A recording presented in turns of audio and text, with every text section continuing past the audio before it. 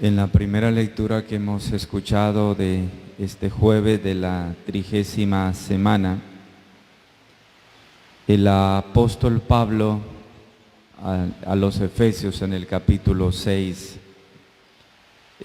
nos invita a ponernos una armadura. Dice, tomad las armas de Dios para que puedan realmente mantenerse. Pónganse la armadura de Dios para que puedan estar firmes. Y nos va recordando el apóstol Pablo los diversos aspectos de esa armadura, la fe, la esperanza, los diversos aspectos de la armadura de la fe. Con ese texto el apóstol Pablo nos recuerda que en verdad la lucha de la fe en medio del mundo es un verdadero combate, que creer en Cristo y actuar conforme a Cristo no siempre va a ser una tarea sencilla, no siempre va a ser una cosa muy fácil. Es doloroso ver las últimas noticias de Europa, por ejemplo, cuando hace pocas horas, hora europea, han asesinado unas personas dentro de un templo, ¿no? Se habla de un acto terrorista. Han cortado la cabeza a un cristiano dentro del templo, en Nuestra Señora de Niza. Hay que reflexionar frente a eso, ¿no? Cómo el cristiano es perseguido, cómo el cristiano en este mundo actual y en esta realidad actual es perseguido y cada vez va a ser más perseguido aún. La iglesia está siendo atacada de múltiples maneras. Ya vemos la situación dolorosa de Chile, cuántos templos destruidos, imágenes. Si bien es cierto, atacan lo físico, ¿no?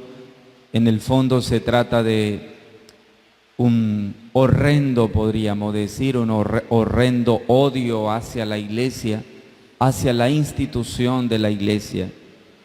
Y así lo vemos en diversas partes del mundo, no digamos los países propios de misión en el mundo, donde es mucho más duro anunciar el evangelio. Entonces, vivir de acuerdo a la voluntad de Dios no es fácil. Si los ataques vienen muchas veces de fuera, como los que acabamos de ver y las noticias nos los indican, también el ataque puede ser desde dentro y posiblemente la fuerza desde dentro que ataca las gracias del evangelio sean mucho más mayores aún que las que vemos como ataques hacia la institución o hacia los cristianos en el mundo. Por eso es que el Papa Benedicto XVI en un momento dijo también que han habido más mártires en esta época de la iglesia que quizá en los primeros siglos de la iglesia. Muchos más mártires ahora. Los mártires son los que son asesinados por la fe, que por defender la fe son asesinados. Entonces estamos en esa época precisamente en la que hay una fuerza exterior queriendo destruir la institución, queriendo destruir los valores de esa institución.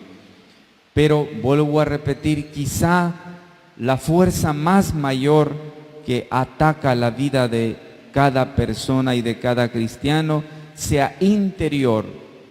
Es esa lucha interior entre el bien y el mal. Es esa lucha de la que nos habla el apóstol Pablo. Buscad vuestra fuerza en el Señor, nos recuerda, y también dice, en su invencible poder, y poneos las armas de Dios que os da, para poder resistir a las estrategias del diablo. Esa es la enseñanza del apóstol Pablo hoy. Poneos al lado del Señor, buscad la fuerza del Señor para poder resistir Y no solamente el apóstol se está refiriendo a todas esas fuerzas externas que vemos desde el primer siglo de la historia de la era cristiana. No, es la fuerza interior del mal que se mete en la vida de nosotros, que es también destructora. Que alguien destruya un templo o destruya una imagen, bueno, no está bueno, pero póngase a pensar que el mal también tiene otros caminos. El mal se mete en la vida de nosotros y nos arrastra por caminos torcidos, nos lleva por caminos torcidos. Por eso el apóstol dice, bueno, busquen a vuestro Dios, acérquense a Él para que puedan resistir todas las estrategias del demonio, nos recuerda San Pablo hoy a los Efesios, para poder resistir al mal. Porque quiero volver a repetir esta idea varias veces, más que la fuerza de fuera hacia la iglesia o hacia los cristianos, la fuerza mayor es la fuerza de dentro hacia afuera. Es decir, es el mal que se mete dentro de nosotros y nos destruye, nos cambia nuestros caminos, nos quita el camino verdadero, nos traslada a caminos torcidos. De eso tenemos que cuidarnos, de eso le tenemos que pedir al Señor que nos ayude a orientar nuestro camino. Y luego hemos escuchado en el Evangelio, el capítulo 13 del Evangelio de San Lucas, que en definitiva, si bien hemos escuchado en la primera lectura que si buscamos a Dios, si buscamos al Señor para poder vencer el mal, en realidad nadie nos puede separar del amor de Cristo. Porque si Dios nos ha amado y nos ama, no hay nada que sea capaz de poder vencernos, de poder apartarnos del Señor. Por eso en el Evangelio que hemos escuchado, vemos esas fuerzas. Si ustedes notaron y pusieron atención al Evangelio de hoy, hay esas mismas fuerzas que habla el apóstol Pablo en la primera lectura, están también reflejadas en el Evangelio. Es la fuerza de Jesús, la fuerza del bien, la fuerza de la verdad, la fuerza de la justicia, la fuerza del amor. Ese es Jesús, es el Hijo de Dios, es el Señor, el Salvador. Y por otro lado está allí la fuerza del mal, está Herodes. Le dicen la gente, incluso los mismos fariseos, con quienes Jesús ha tenido demasiados encuentros, ¿no?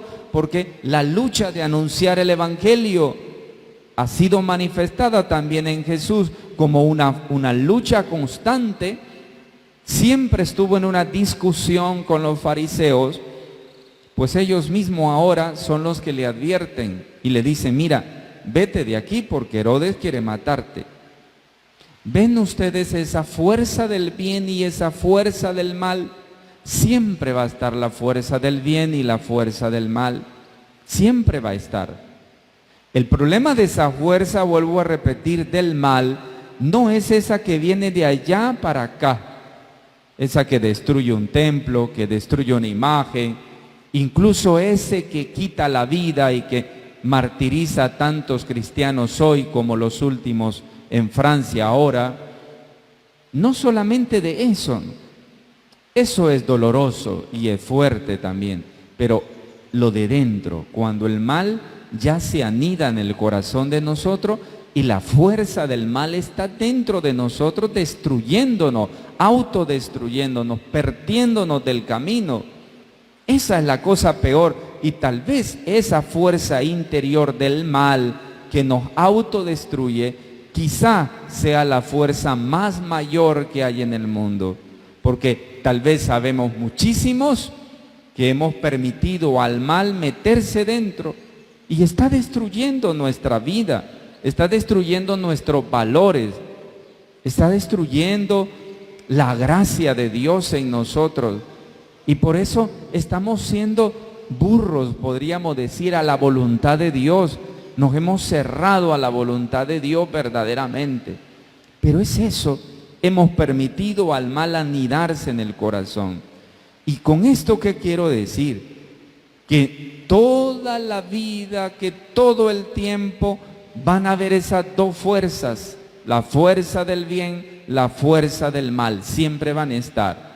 Por eso el apóstol Pablo dice, bueno, pónganse la armadura de la fe, péguense al Señor para poder vencer toda la fuerza del mal. Si no, ¿cómo lo vamos a vencer?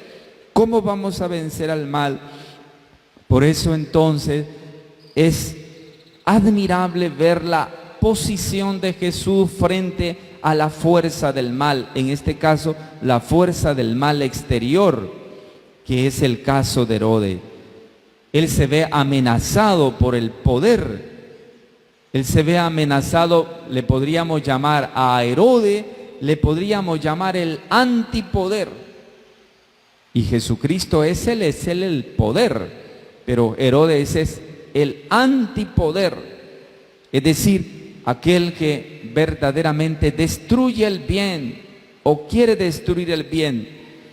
Jesús ha respondido a este antipoder de una manera muy fuerte, también bastante extraña, pero muy fuerte, ¿no? Y le dijo Jesús, dígale a ese zorro que yo voy a seguir aquí. Qué posición más linda, ¿no? También podríamos decirle nosotros a unos cuantos en este país, ¿no? Díganles a esos zorros que dejen de destruir al país, que dejen de robarse el dinero del país. Yo creo que se los podemos decir, ¿no? Díganle a esos zorros ladrones de los intereses del país que ya dejen de engañar al pueblo, que ya dejen de andar engañando al pueblo, ¿no? Ellos son el antipoder. Hay en este país demasiados Herodes que son el antipoder, que quieren destruir el bien, que no hacen nada, que lo que hacen es llenarse la bolsa a sí mismo y autodestruir este país. Eso precisamente. Y esa es la fuerza del bien que siempre va a estar en lucha con esta fuerza del antipoder y del mal, que parece no tiene un final, porque definitivamente nuestra fe debe de probarse como el oro en el crisol de manera constante.